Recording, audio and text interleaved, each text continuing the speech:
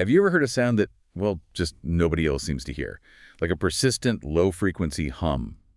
Or maybe a drone that seems to follow you around. It drives you absolutely mad, while everyone else, they hear nothing. If that sounds familiar, you might be experiencing what's known simply as the hum. It's an incredibly elusive thing. Most people just can't hear it. It only affects a tiny fraction, maybe 2 to 4% of the population. These are the folks known as hearers. Right, and it's a genuine puzzle, a real challenge to our understanding of perception, actually. Because standard acoustic instruments, the really sensitive ones, they often just don't detect anything. So you have this intense subjective experience on one side, and on the other, well, a frustrating lack of objective proof. It's a real conflict. And it's not just like one town having a weird issue. We're talking reports from the UK, the US, Canada, Australia, New Zealand. It's kind of everywhere. Places like Bristol, Taos in New Mexico, Windsor in Canada, Kokomo, Indiana, they become these well-known epicenters. It's really a global thing. Yeah, and for the people who hear it, this isn't some minor background noise. It's debilitating. It seriously impacts their quality of life. We see links to chronic insomnia, really bad headaches, nausea, anxiety, depression. I mean, in the most extreme tragic cases, it's even been linked to suicide. It's that severe for some. Okay, wow. So let's try and unpack this then. We're going to dive into, well, decades of investigations, looking at everything from, industrial noise right through to maybe internal biological stuff. We want to figure out why this mystery just keeps going and what it really means for the people living with it. Try and separate what we can explain from the stuff that's still, well, deeply enigmatic. So first off, what does it actually sound like? For the people who hear it, what's the description? The most common description is a persistent low-frequency rumble. Or a drone. People often compare it to, say, a distant diesel engine idling, or maybe a truck just sitting there running. Hearers consistently put the frequency somewhere between 20 hertz and 80 hertz. So right down there at the very bottom edge of what humans can normally hear. And is that low frequency important? Does it explain some of the weirdness? Oh, absolutely. That's critical. Because low-frequency sound waves, they behave differently. They travel really long distances without losing much energy. And they can penetrate buildings much more easily than higher frequencies. That's partly why it's so hard to pin down a source, and why it can feel like it's everywhere, inescapable, especially indoors. Right, which leads to that really counterintuitive thing people report, that it's often louder indoors than outdoors. How does that work? Well, think about it. Building walls are pretty good at blocking out higher frequency sounds from outside traffic, voices, birds, that sort of thing. So inside, it's quieter overall. And in that quiet space, this low frequency hum, which gets through the walls more easily, suddenly becomes unmasked. It stands out more. And yeah, ironically, people find that soundproofing, like double glazing, often makes it worse, not better, because it cuts out even more of the other ambient sounds. And what about the timing? It seems to be worse at night. Yes, that's almost universal. It tends to become most prominent late at night, say 10 or 11 p.m., precisely when all the other background noise from daily life just dies down. And that, of course, feeds directly into the insomnia problem. The quiet of the night just lets it dominate. Okay, and then the really baffling part. Only 2 to 4% of people in a given area can hear it. That selective audibility. What does that do to the hearers psychologically? Oh, that's maybe the cruelest part. It leads to huge social friction. Skepticism. Imagine describing something so intrusive, so real to you and your family, your friends, your doctor. They just don't hear it. People are disbelieved, they get dismissed as complainers, maybe told it's psychological, or worse, they start to question their own sanity. It's incredibly isolating. Looking back, the earliest sort of documented accounts, you could call them proto-reports, they pop up in Great Britain, maybe the 1940s, 50s, 60s. There's even this fascinating mention of a London hum during World War II. The idea was it became noticeable because the city was so unusually quiet, no traffic, which suggests maybe the sound was there before, just masked. Interesting. But the modern story, the one that really put it on the map, that kicks off in Bristol, UK. In the early 1970s, right? Exactly. The Bristol outbreak. Suddenly, there was this flood of letters to the Bristol Evening Post, then national papers, hundreds of people describing this maddening drone that really established the Bristol hum in the classic pattern we see again and again. Loads of complaints, a suffering minority, and these official investigations that, well, they often didn't conclude much, maybe vaguely blamed local industry, but couldn't pin it down. And then it jumps the pond. It does. Yeah. To Taos, New Mexico, early 1990s, the Taos hum Reports there got so bad, so distressing, it actually led to a formal investigation requested by the U.S. Congress in 1993. That was a big moment.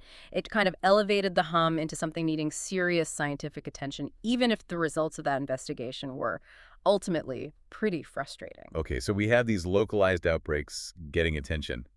Then what changes? The internet, the digital age starting around the 2000s, that was the real game changer. Suddenly, all these people who'd been suffering alone, completely isolated, could find each other online. Ah, so they could connect. Precisely. And this culminated in 2012 when Dr. Glenn McPherson launched his project. He's a Canadian science teacher and, importantly, a hearer himself. He started the World Hum Map and Database Project. What was the impact of that? It was huge. It became this global hub. People could log their experiences, see where others were hearing it. It visually showed this wasn't just a few weird local things that seemed to be a cohesive global phenomenon. It built community, provided validation, and crucially gave researchers this amazing data set. For example, the data showed the average hearer age was around 40, about 55% male, which kind of challenged some earlier ideas that it mostly affected older women. So the internet didn't create the sound, obviously, but it absolutely created the hum as this shared, recognized global concept. It totally changed the conversation. It absolutely did. And understanding that shared concept helps us see that maybe we're not looking for one single answer. The specific case studies really highlight that. Yeah, exactly. And this is where our deep dive gets really interesting, I think. Because looking at these specific epicenters, Bristol, Taos, Windsor, Kokomo, you start to see very different stories emerge. It's not one size fits all. Let's start back in Bristol, UK, 1970s onwards. We mentioned over 800 people reported this low drone. Investigations happened, fingers sort of pointed at local factories, but the reports kept coming, even after some of those places closed down. It's kind of the classic enduring mystery case. Okay, then Taos, New Mexico. Early 90s? Yeah. This was when it got famous, right, because of the big investigation. Extremely famous. High scientific scrutiny. They surveyed the town, found about 2% of 8,000 residents were hearers. Then they threw the kitchen sink at it. Multidisciplinary teams, acousticians, scientists from Los Alamos, Sandia National Labs. They used surveys, psychophysical matching tests where hearers tried to replicate the sound. Advanced monitoring. Oh, yeah. Super sensitive acoustic gear, including a custom-built low-frequency detector made from, like, an 18-inch woofer. Electromagnetic monitoring, seismic monitoring, the works. And the result? Famously inconclusive. Despite all the gear, despite having confirmed hearers there, experiencing the hum during the tests, they couldn't detect any external acoustic signal. No vibration, no environmental source that matched, nothing. Wow. So if Taos couldn't find an external source with all that effort, what does that tell us? Well, it strongly suggested that either the source was incredibly elusive, maybe intermittent, or maybe not external acoustic at all. It really cemented the hum's reputation as something defying easy explanation, pushed the mystery deeper. Okay, but then we have a complete contrast with the Windsor hum.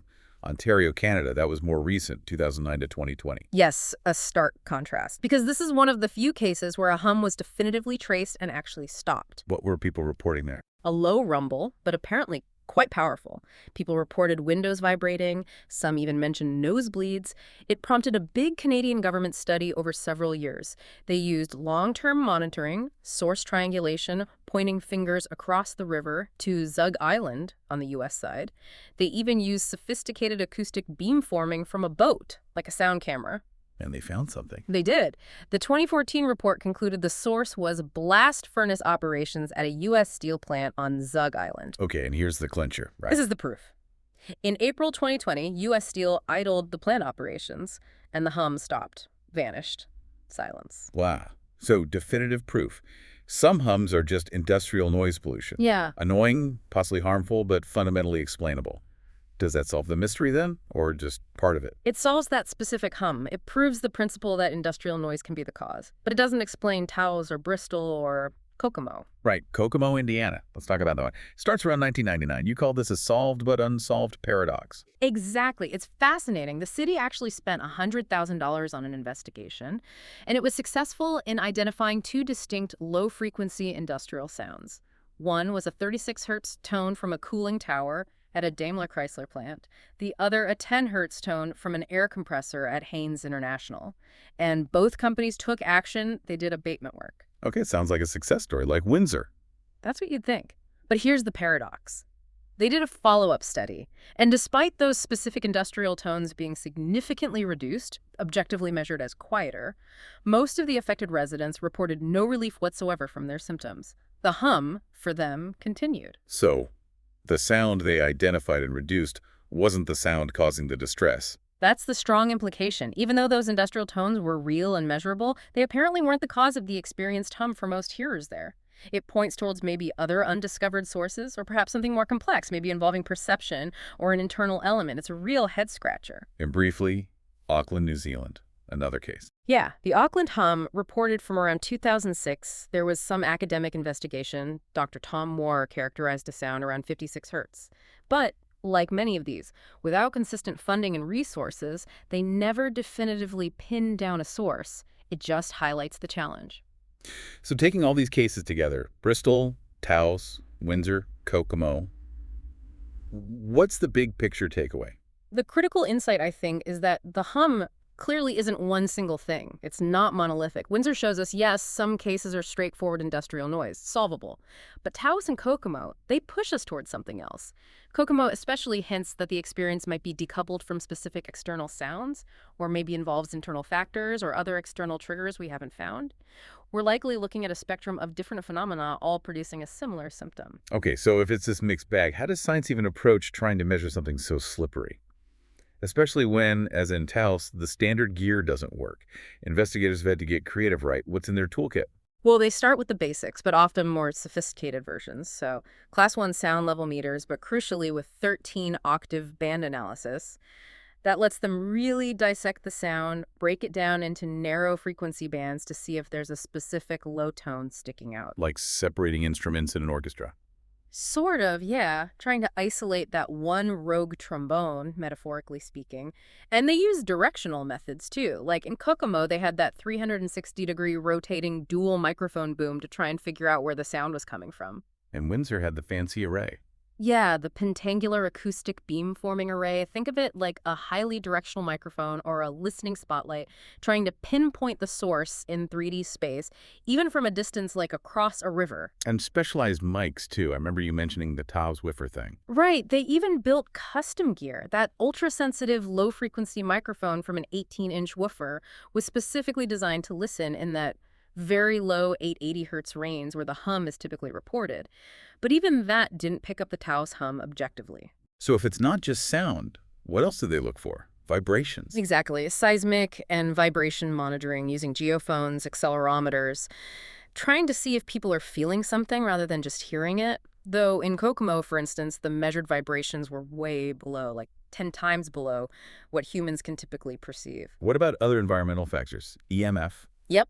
Electromagnetic field, EMF, measurement is often part of it, using portable Gauss meters. They did find some elevated EMF levels in Taos and Kokomo, but they could never establish a definite causal link. It's just another possibility they check. And they talk to the hearers, obviously. Oh, absolutely. Subjective data collection is vital. Questionnaires, detailed interviews, and those psychophysical matching tests we mentioned, used in Taos and Auckland, where hearers adjust a tone generator until it matches the hum they perceive.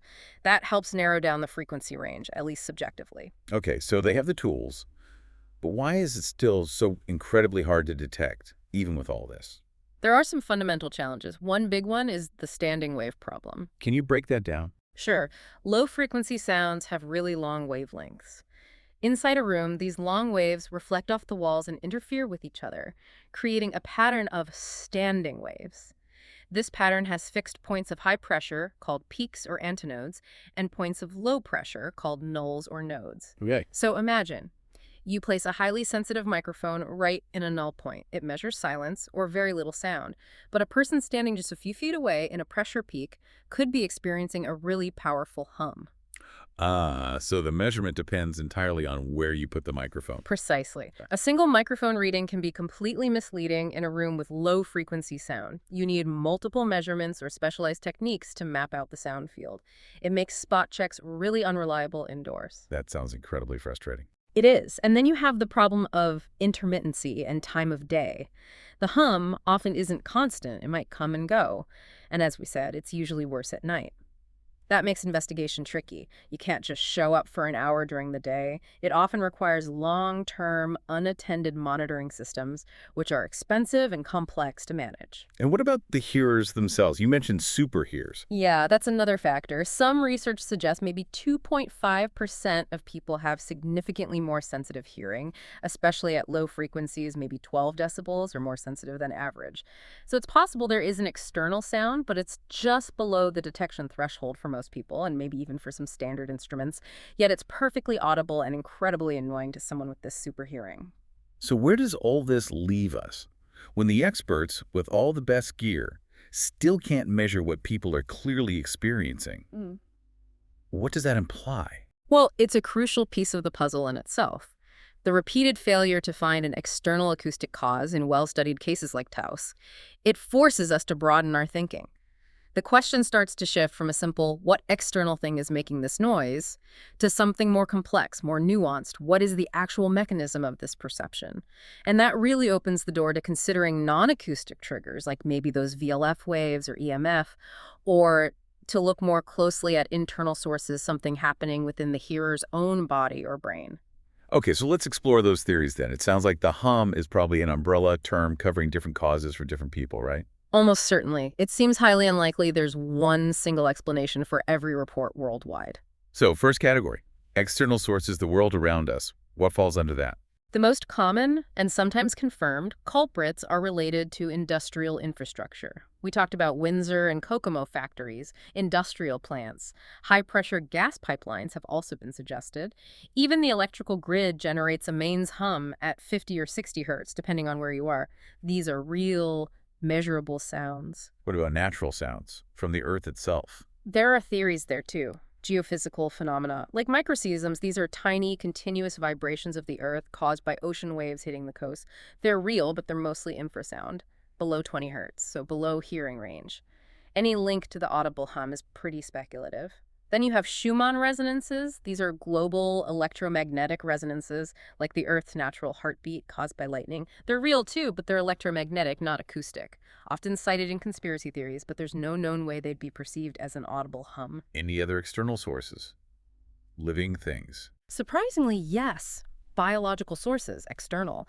There have been confirmed cases, like in Sausalito, California, and Hythe in the UK, where a local hum, driving residents crazy, was definitively traced to fish. Yeah, fish. Seriously. Yep, the mating call of the male midshipman toadfish. It's this powerful, low-frequency drone, and it was loud enough to penetrate homes near the water. So sometimes the answer is biological, but external. Okay, moving beyond actual sound waves, what about external sources, human technology, but non-acoustic, like radio waves? This is where theories get a bit more controversial, maybe. David Deming, a geoscientist, proposed VLFE-ELF radio transmissions, specifically the U.S. Navy's Tacamo system used to communicate with submarines. What's the argument there? Well, the system uses very low frequencies. Its emergence in the 1970s roughly coincides with the rise of hum reports. And because it involves aircraft, it's a mobile source, which could explain why it's hard to pin down. The main challenge, though, is that you don't typically hear reports of the hum clustered around powerful stationary VLF transmitters. And Dr. McPherson's experiment, sitting inside a VLF blocking Faraday cage, didn't stop his hum. So evidence is shaky. And HAARP gets mentioned a lot in conspiracy circles, doesn't it? It does, the high-frequency active auroral research program in Alaska, but scientists involved are pretty clear. It operates at very high frequencies, in the megahertz range, totally different from the hum. They say it's physically incapable of causing it. It seems to be more of a general bogeyman for unexplained phenomena. Okay, so that covers external possibilities. What about internal sources, the world within us? Could the sound be generated inside the hearer? This is a major area of investigation, especially for cases like Taos where no external source is found. The first thing doctors usually consider is tinnitus. But hearers often say it's not tinnitus. Why? Because the typical profile is different. Classic tinnitus is usually a high-pitched ringing or buzzing. It's constant, and it doesn't usually change if you move location. The hum is low frequency, often described as a drone or rumble. It can be location dependent, worse indoors, sometimes better if they travel. And people often report feeling physical vibrations with it. So hearers and many researchers argue it's distinct from common tinnitus. Are there other internal mechanisms that could generate sound? Yes, there are spontaneous otoacoustic emissions, or SOAEs. These are actual, measurable, faint sounds produced by the outer hair cells in our inner ear. About 35 to 50% of people have them, usually below the level of conscious perception. The hypothesis is that maybe some hum hearers have unusually strong SOAEs, or perhaps their brain becomes hyper-aware of these normal internal sounds. It's a known biological mechanism for self-generated sound. Some researchers, like Franz Frosch, suggest SOEs could also interact with very low-level external sounds, potentially explaining why some hearers report beats or changes when other sounds are present. Interesting. What about sensitivity? The superhearer idea again? That ties into another theory involving hyperacusis, which is basically oversensitivity to normal sounds, and selective auditory attention.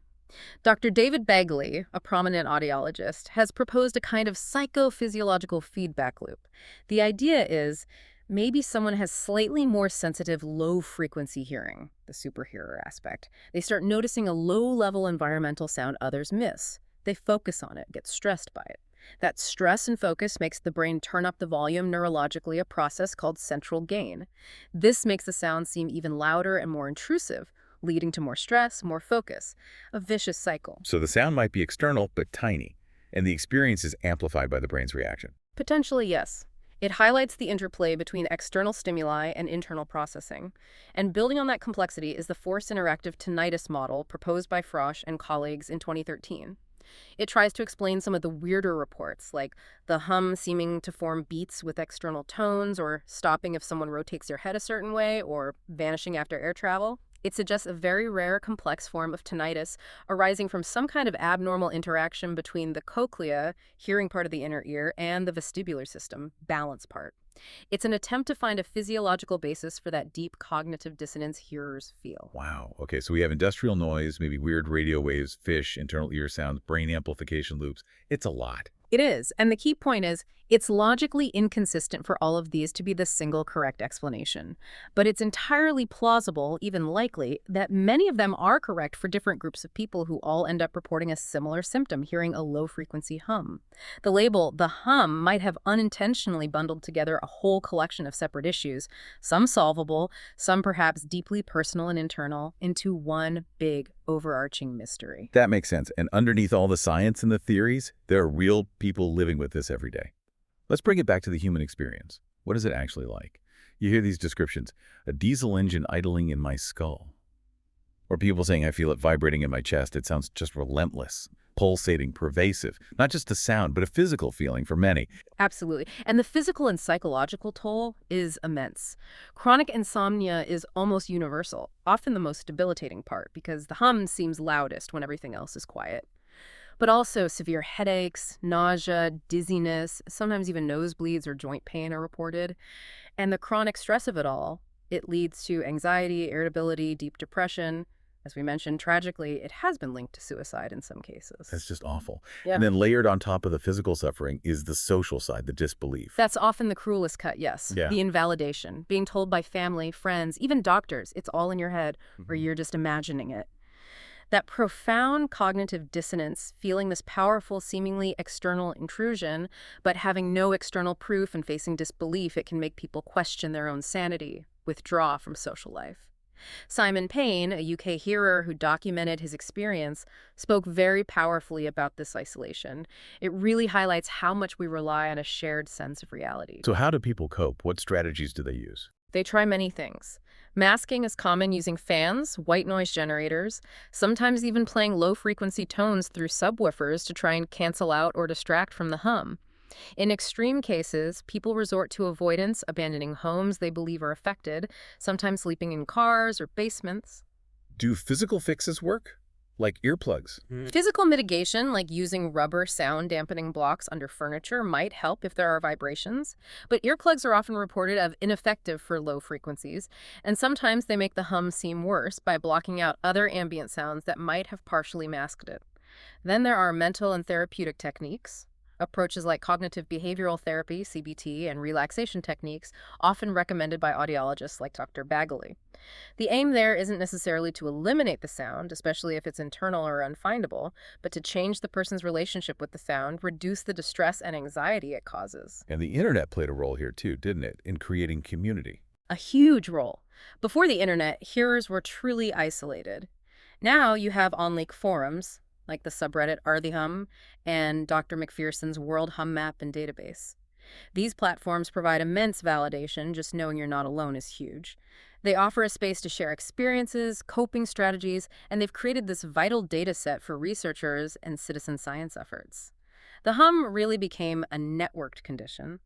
The collective narrative built online helped legitimize it as a recognized, albeit unexplained, phenomenon. It's such a strange, compelling mystery. It's no surprise. It's captured the imagination of storytellers, too, finding its way into pop culture. Definitely. You see it on screen. There have been documentaries like Doom Vibrations, which followed an independent investigator, Steve Kohlhaas, pursuing his gas pipeline theory, plus various BBC short docs and documentaries specifically about the Windsor Hum case. And in fiction, TV shows seem drawn to it. Oh yes, the listeners, that 2024 BBC drama based on the novel really leaned into the psychological distress, the social isolation, and that thin line between a support group finding meaning and something more like a cult forming around the shared experience. Going back further, there was a classic X-Files episode in 1998, Drive, where they touched on the Taos hum, linking it to ELF waves and government secrecy, very 90s paranoia. And a Criminal Minds episode in 2018 used it as a trigger for violence. What about books? Jordan Tannehill's novel, The Listeners, explores similar themes to the BBC show: faith, paranoia, the search for community when you feel alienated. And Rachel McAlpine, a New Zealand author, wrote The Humming, drawing partly on her own experiences with hearing something similar. And of course, where there's mystery, there are conspiracy theories. Inevitably. The lack of clear answers creates a vacuum that gets filled. Common theories involve clandestine military experiments, sonic weapons, mind control. 5G is a newer target. UFOs sometimes get linked. HARP, as we mentioned, is a perennial favorite target. The genuine secrecy around some real military technology probably fuels some of this. It provides a kind of plausible deniability for theorists. You also get more esoteric or arbinger theories that the hum signals some kind of vibrational shift in the earth or is a sign of a coming apocalypse. How do you see the hum's role in pop culture overall? I think its evolution in pop culture reflects changing anxieties.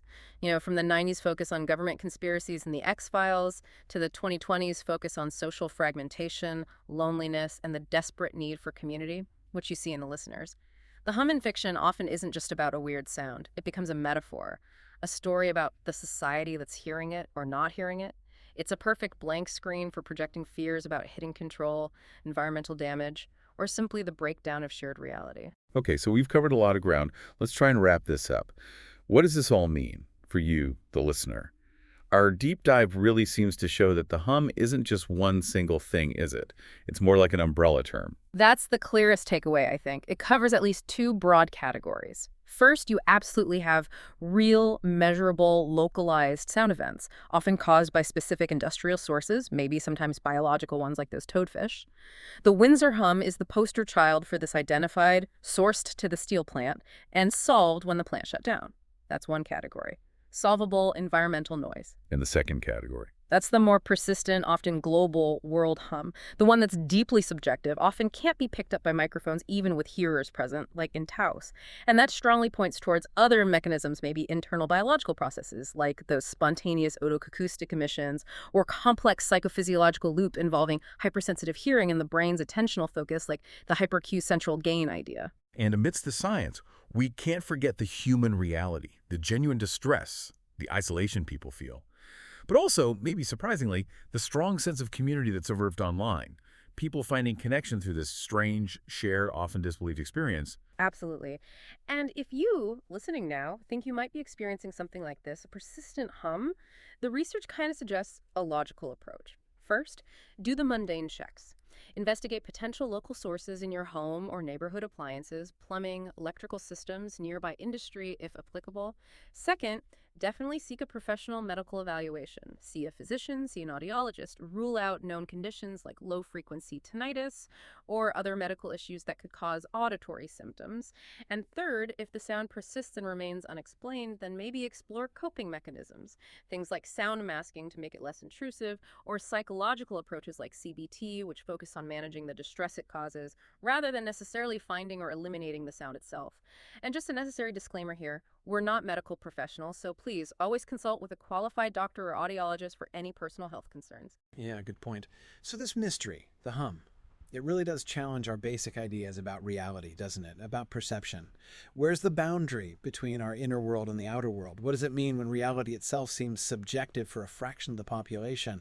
And maybe more importantly, how do we cultivate empathy? How do we respond when someone describes an experience that seems to defy objective proof? That's something profound to think about long after this deep dive ends.